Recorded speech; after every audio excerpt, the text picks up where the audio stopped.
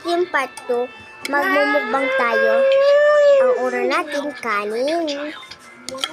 Ito guys, kanin na yun ang nasa taas.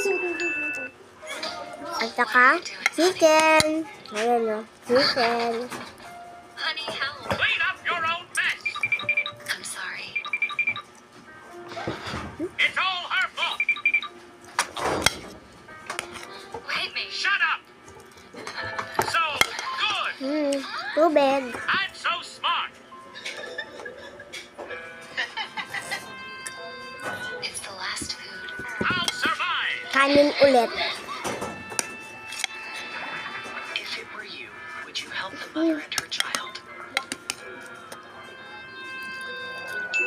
Chicken na ulit. What are you doing, honey?